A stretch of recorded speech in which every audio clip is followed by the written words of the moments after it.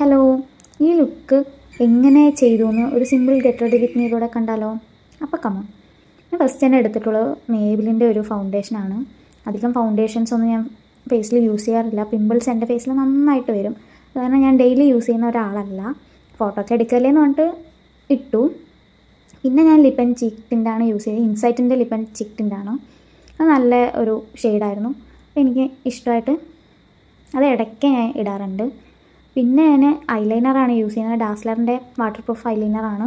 കണ്ണ് എഴുതി കൊടുക്കുന്നത് നിങ്ങളുടെ മുന്നിൽ കാണിക്കാൻ വേണ്ടി മാത്രമാണ്. കണ്ണാടി നോക്കിയിട്ടാണ് ഐലൈനർ എഴുതിയിട്ടുണ്ടായിരുന്നത്. പിന്നെ ഒരു പൊട്ട മസ്കാര യൂസ് ചെയ്തിട്ടുണ്ട്, ഡാസ്ലറിൻ്റെ ആണ്.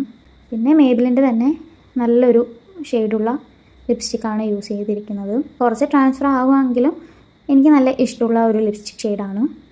പിന്നെ അമ്മൻ്റെ സാരി അടിച്ച് മാറ്റിയിട്ട് വന്ന് പിന്നെ ബാക്കിയുള്ള കലാപരിപാടികളൊക്കെ ചെയ്തു. കമ്മലിടുക, പൊട്ട് വയ്ക്കുക, തലയിടുക ഒക്കെ തന്നെയായിരുന്നു. കമ്മൽ എൻ്റെ അല്ല, അതും എൻ്റെ അമ്മൻ്റെയാണ്. തല ഇട്ടണതാണ് എനിക്ക് ഏറ്റവും ഇഷ്ടമല്ലാത്തൊരു സംഭവം.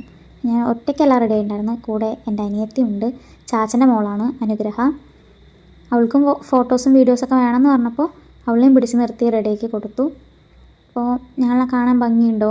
ഭംഗിയുണ്ടെങ്കിലും ഇല്ലെങ്കിലും ലൈക്കൊക്കെ തരിക. കാണാൻ ഇഷ്ടമായി കഴിഞ്ഞു എന്ന് പറഞ്ഞു കഴിഞ്ഞാൽ സബ്സ്ക്രൈബ് ചെയ്യുക. അപ്പോൾ അത്രയേ ഉള്ളൂ. Okay, bye.